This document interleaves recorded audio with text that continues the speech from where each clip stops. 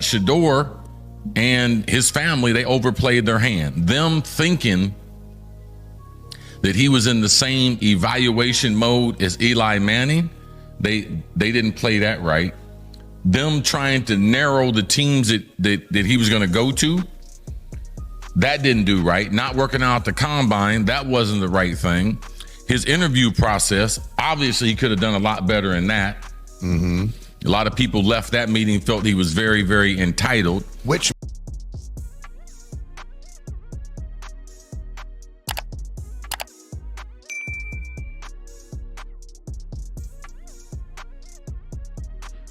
we need a reset. What's good?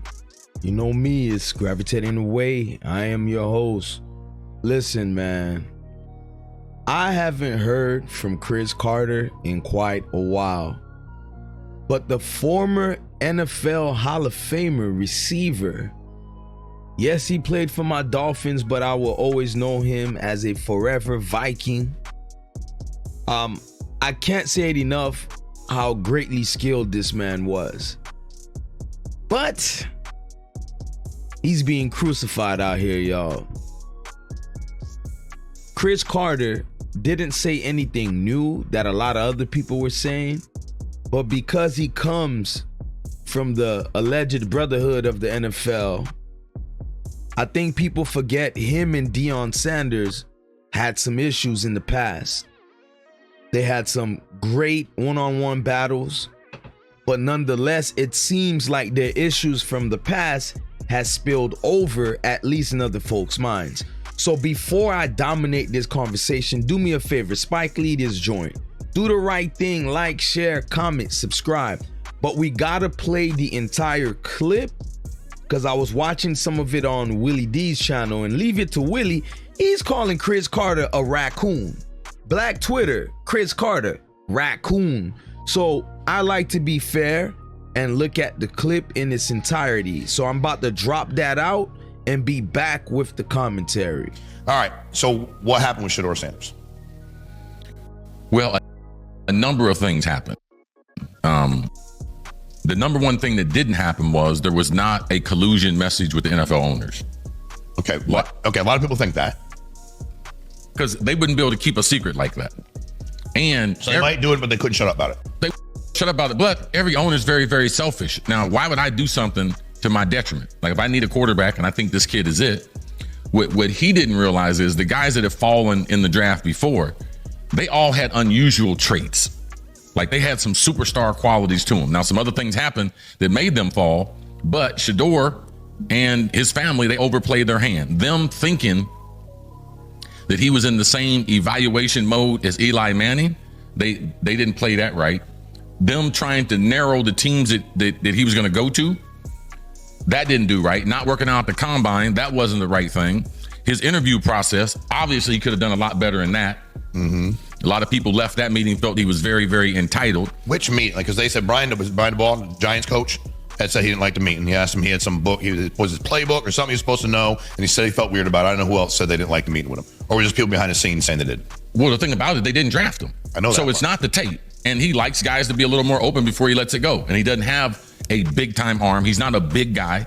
He's not overly athletic. Mm-hmm. So his measurables are not, say, first round measurables, but he played football like a first rounder. But his tape is first round tape, but his measurables are not first round measurables. Well, you don't play football all the time. You're a human being the rest of the time. And how you're going to be in the locker room, how he already came up with this line of merchandise, legendary, like he's already calling himself legendary. All those things are problems. Right now, he's working check to check, man. Like he's not going to get a big signing bonus. There's not going to be a big guarantee. Any day they want to get rid of him in the week, they can get rid of him. Don't we think Shedeur's smart enough to know he's not at Jackson State and he's not at Colorado? No. You don't think so? I listened to too many of his answers. I saw too many of the outtakes. I saw too many times he was working out with other players, and he said things that I thought were highly questionable for my franchise quarterback. So like what? When he was working out with Cam Ward, him and Cam Ward, the number one pick. Yeah. Hey, man, you want to cut a rap video together? No, I want to be known as a football player. And he's like, what do you do for fun? He's like, I play football. Okay. On perfect time already. Come on, bro, let's make a song. Let's drop one, Richie. I play football. Here we go. Football. I play football. Why wouldn't you sit down with people? And something these kids never understand, even if you're a top 10 pick, You're in the NFL for a long time. Yeah. So your interview, your tape, people in the room that see you, someone can like you in the room. They might not draft you 5-10 years later, man. You're looking for a guy, you're looking to trade, and they remember your interview. Yes. It's a small world. This whole thing with Deion and the media and everything, like it's out of control. Like it did not help him. It helped him make money in college because he got followers, but it actually hurt him as far as him getting a job as an NFL quarterback.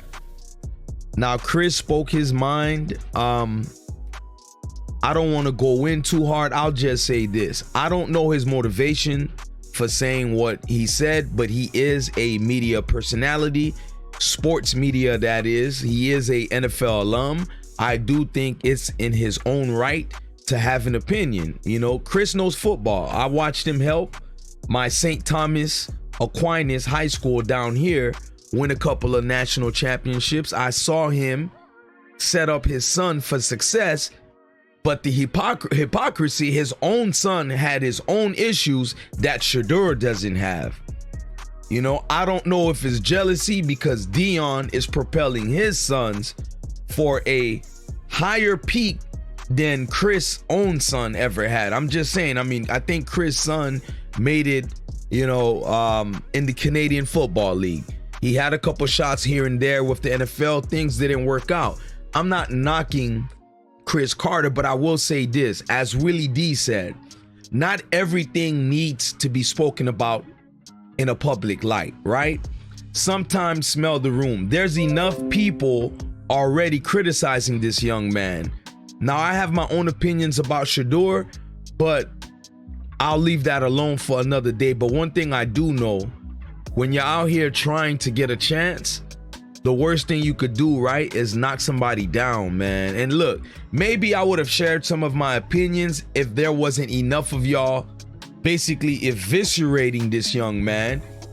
Keep in mind, some of the attention, if not most of it, Deion and his boys brought upon themselves.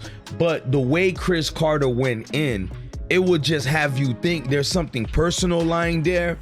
Now, he did give, you know, Shedeur some praises, but it felt like backhand compliments.